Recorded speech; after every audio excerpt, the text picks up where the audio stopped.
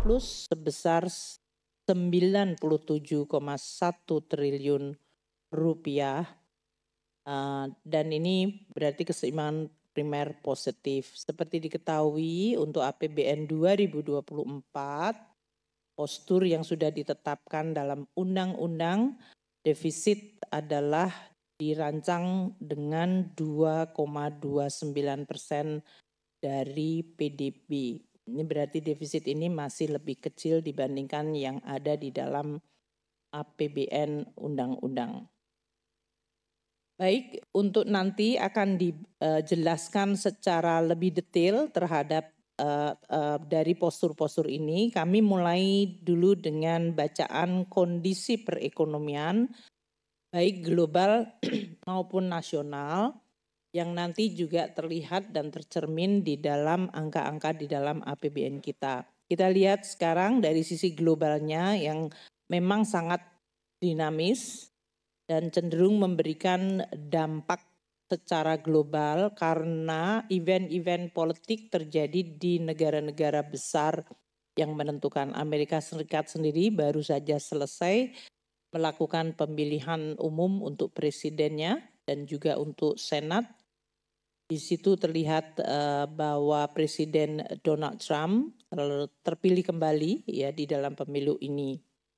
Pada saat yang sama itu juga nanti akan menimbulkan banyak sekali policy yang tentu berubah karena Presiden Trump didukung oleh Partai Republikan, sedangkan yang saat ini Presiden Biden adalah dari Demokrat. Beberapa perubahan di dalam policy telah menimbulkan reaksi sesaat atau langsung dari market seperti ekspektasi terhadap penurunan pajak korporasi, adanya ekspansi belanja, kenaikan dari tarif import terhadap negara-negara yang berdagang dengan Amerika terutama terhadap RRT juga diantisipasi. Kemudian antisipasi terhadap bagaimana dampak terhadap masalah keamanan dan perang di berbagai kawasan di dunia. Satu hal yang juga sangat berbeda adalah Presiden Donald Trump itu dari sisi isu perubahan iklim sangat berbeda dibandingkan Presiden Biden dari Partai Demokrat, di mana untuk Presiden Trump lebih komitmen untuk penurunan CO2 terutama dari energi itu berbeda atau tidak mengikuti seperti yang dilakukan oleh Presiden Biden. Ini tentu akan memberikan dampak baik terhadap harga minyak dunia maupun terhadap tren ke depan dari isu-isu yang terkait dengan climate change maupun energi. Ekonomi Amerika sendiri masih sangat resilient, pertumbuhan kuartal ketiganya di 2,7%, pasar tenaganya masih cukup kuat, pengangguran di 4,1%, dan inflasi sudah mulai menurun di level 2,4%. Inflasi ini karena adanya sedikit kenaikan harga pangan yang telah menyebabkan Federal Reserve melakukan kebijakan untuk memangkas kembali suku bunga Fed Fund Rate 25 basis point pada 2 hari yang lalu. Yield US Treasury terutama yang 10 tahun mengalami kenaikan karena ekspektasi terhadap nanti APBN di Amerika Serikat yang cukup ekspansif. Sehingga yield dalam hal ini naik pada level 4,4% dan dolar mengalami penguatan. Ini semuanya terjadi di Amerika Serikat, tapi karena Amerika Serikat adalah negara terbesar di dunia dari sisi size ekonominya dan penggunaan US dollar bahkan melebihi dari 50% transaksi di seluruh dunia tentu mempengaruhi ke seluruh perekonomian global. Di belahan ekonomi yang lain, Eropa dalam hal ini masih dalam kondisi struggle untuk boosting growth-nya. Negara-negara besar seperti Jerman dan Perancis juga masih dalam situasi yang cukup tidak baik dari sisi growth-nya, sehingga growth overall Di Eropa hanya 0,9%, inflasi di level 2%. European Central Bank telah menurunkan atau memangkas suku bunga policy rate-nya dan sekarang di level 3,4. Demikian juga dengan Inggris yang masih mengalami kondisi pelemahan ekonomi dan berusaha memboost perekonomiannya lagi, sehingga Bank of England juga telah memangkas suku bunganya sekarang pada level 4,75%. Tiongkok dalam hal ini sebagai negara perekonomian size-nya kedua terbesar di dunia, juga masih dihadapkan pada kondisi properti market yang lemah dan juga isu dari utang pemerintah daerahnya yang belum selesai.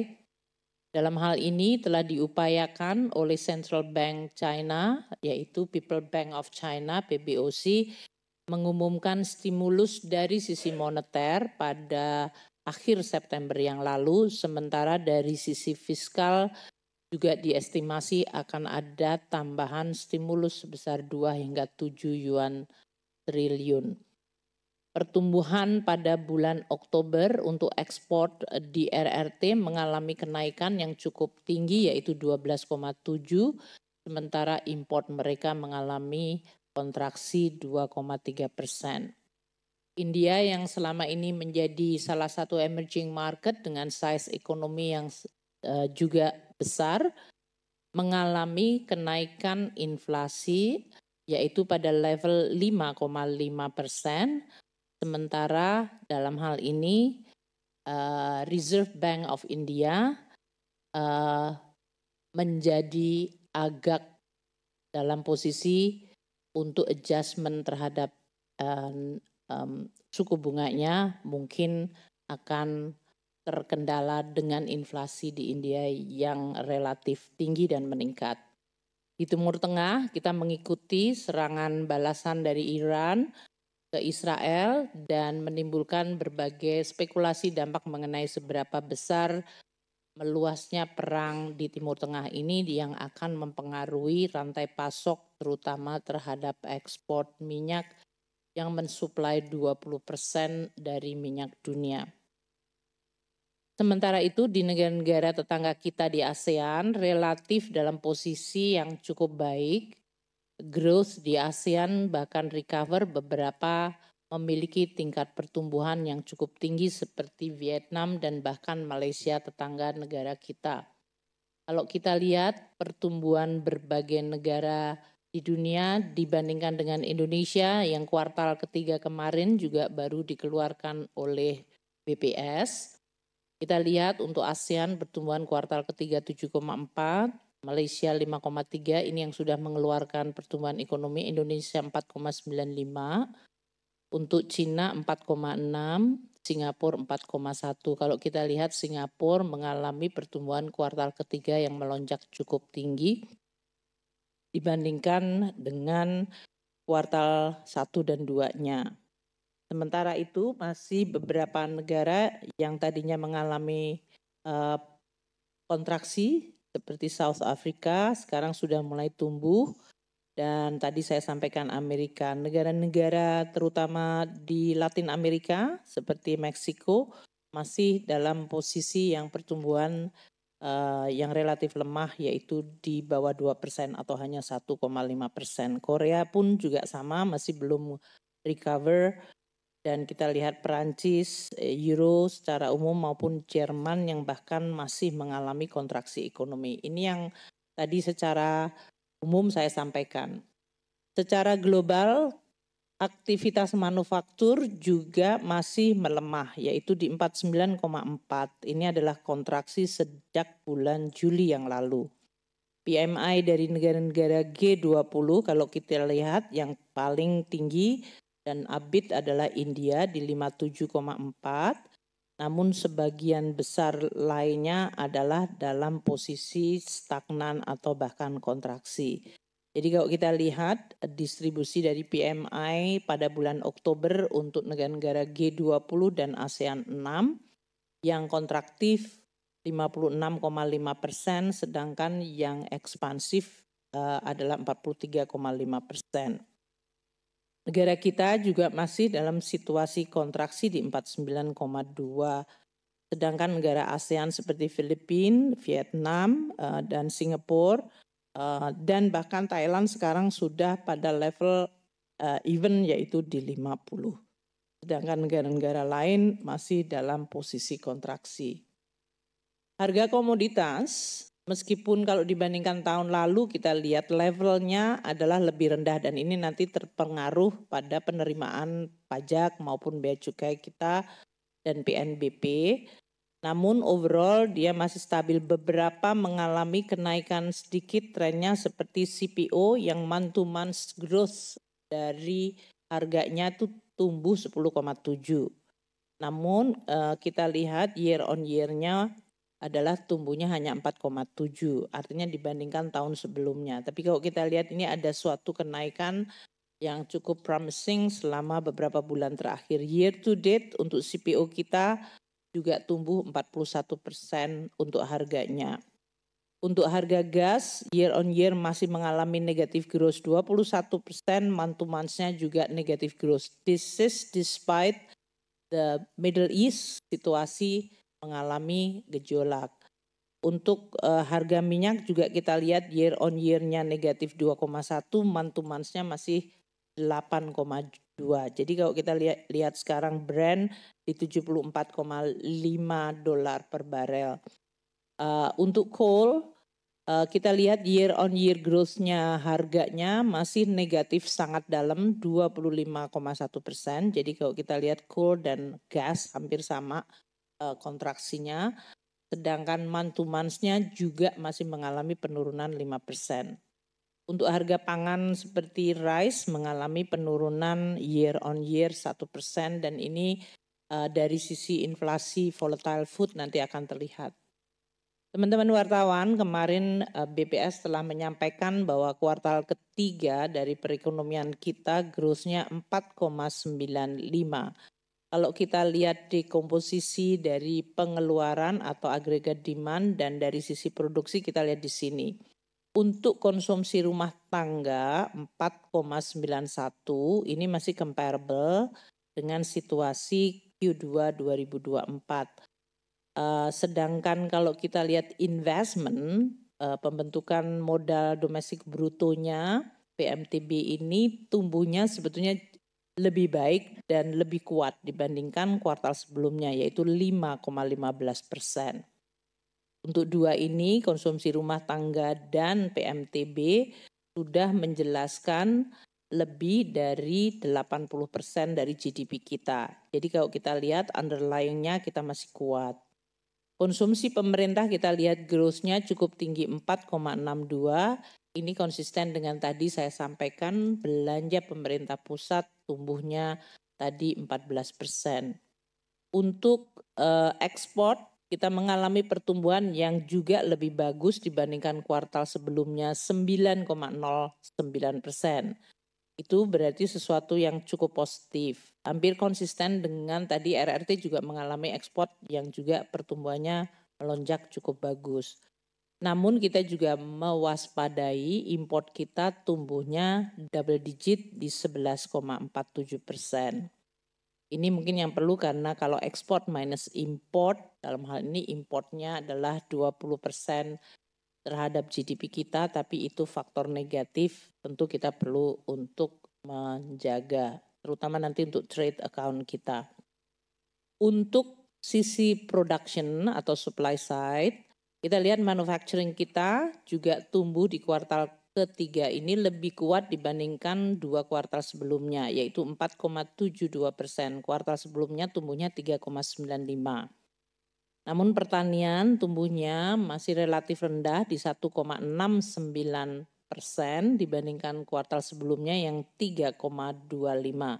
Kita berharap pada musim panen pada bulan-bulan ke depan di kuartal keempat kita mendapatkan pertumbuhan pertanian yang lebih baik. Untuk perdagangan juga masih comparable dibandingkan kuartal sebelumnya 4,82%. Sedangkan untuk konstruksi kita lihat masih relatif kuat di 7,48. Pertambangan sedikit mengalami pemulihan di 3,46% growth-nya dibandingkan kuartal sebelumnya. Transportasi masih relatif stabil pada level 8,64, lebih rendah dari kuartal sebelumnya. Namun nanti menjelang kuartal keempat, biasanya akhir tahun, kegiatan dari mobilitas masyarakat akan meningkat lagi. Infokom tumbuhnya relatif agak turun tipis di 6,86 dibandingkan kuartal sebelumnya yang 7,66. Jasa keuangan growth-nya 5,49 dan akomodasi makan minum tumbuh di 8,33. Ini agak relatif lebih rendah dibandingkan kuartal kedua. Mungkin kalau kita lihat kuartal kedua kenapa transport maupun Mamin dalam hal ini agak melemah, karena kuartal kedua itu adalah biasanya dengan perubahan adanya liburan akhir tahun untuk pelajaran dan di situ akan muncul aktivitas yang lebih tinggi dibandingkan kuartal ketiga yang biasanya sudah normal kegiatan aktivitas masyarakat dan anak-anak sekolah. Sehingga ini ada faktor seasonal. Mungkin belum merupakan suatu tren yang perlu untuk kita lihat.